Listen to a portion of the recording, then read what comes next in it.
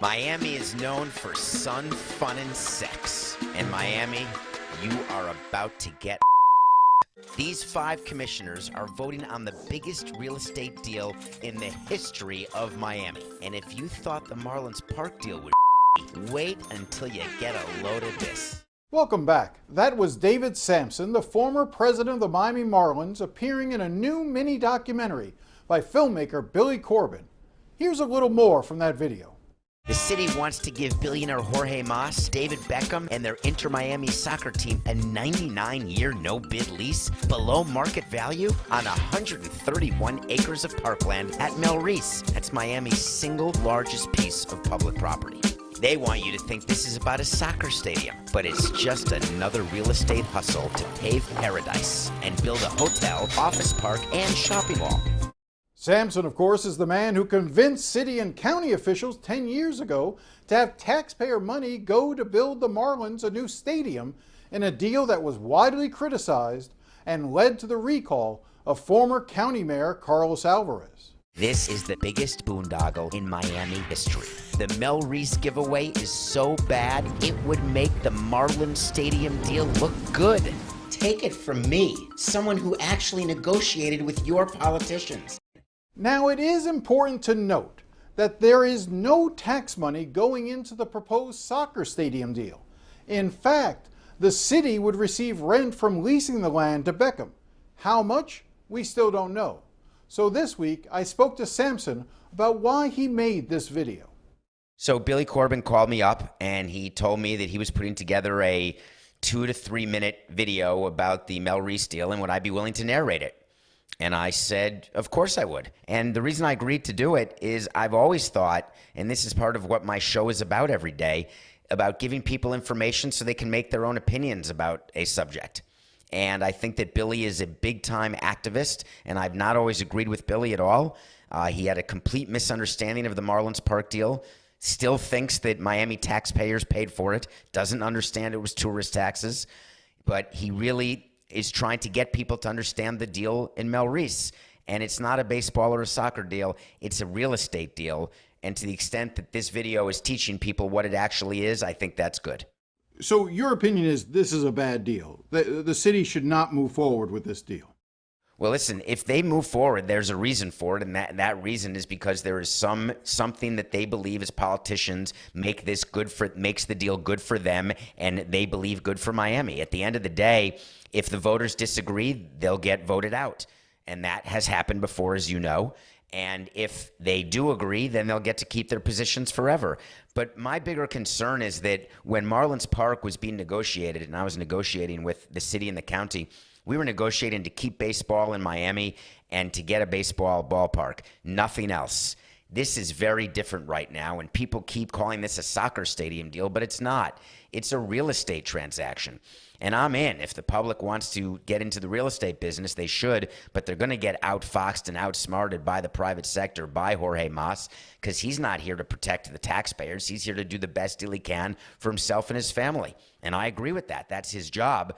But it's the job of the other side to be informed enough to be able to negotiate properly. You do believe that Miami politicians, whether at the city or the county level, are not sophisticated enough to deal with what folks such as yourself or Beckham or Moss were dealing with at in terms of negotiations. Why is that? Tell me what your experience was and why you believe Miami politicians aren't well suited for this. Well, it's the same reason Derek Jeter is good at shortstop, but he can't run a team. And I can run a team, but I can't play shortstop, right? Being in politics, it doesn't mean that you are at the seat at a table where you are negotiating these types of business deals, which is why they all hire consultants. There's been millions of dollars spent by the city, and I'm not sure that the city is actually listening to what their advisors are saying. And you have to understand when it's not just a building deal. There was a very good negotiation over Marlins Park because it was pretty brick and mortar about what this deal was and why it was happening and where the money was going to come from. The money had to go to stadiums or to convention centers. It couldn't go anywhere else. This is totally different. This is they're selling real estate basically, and they're doing it at maybe fair market value, but probably not. And when will they get paid? How will they get paid? And could that land be used differently?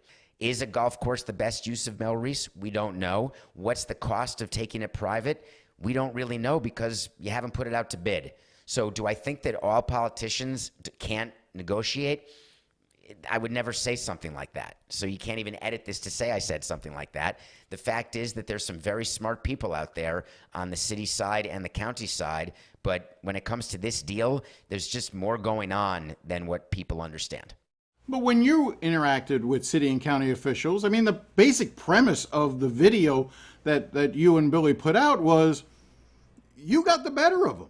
You got the better of them. You know, your word was, you know, you them. I'll have to edit that out, but you know, you were able to them over, the city officials over, and by extension, the taxpayers of Miami over. Is that not true?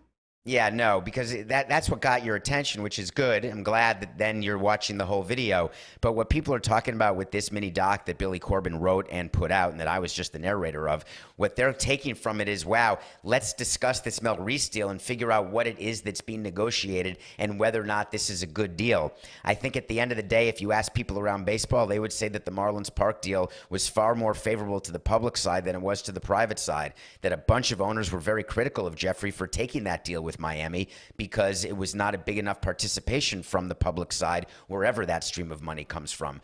My point with this, and the reason I agreed to narrate, is that this deal, it's not a sports deal. It shouldn't be discussed with the Tampa Bay Rays or the Oakland A's or the Miami Marlins or even the Miami Dolphins or even the Miami Heat. This is a totally different thing. And if you ask Jorge Mas, he would have to admit, if he chose to, that this is a real estate deal.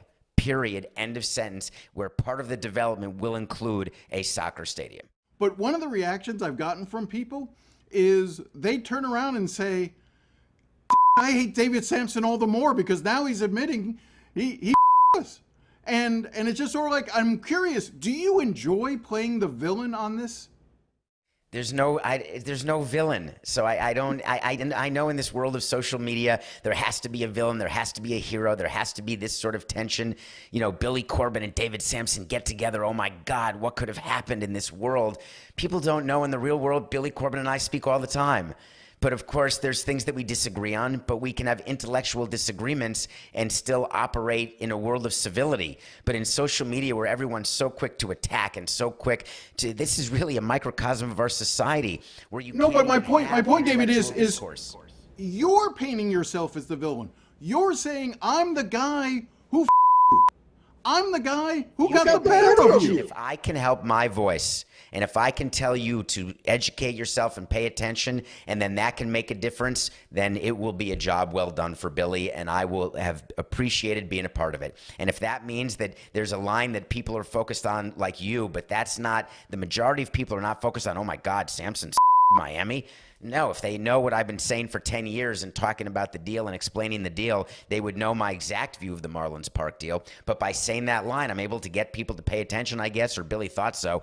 I was the actor and he was the writer, so he thought that that would get the maximum attention, and it turns out it did, because people are paying attention to the Mel Reese deal now.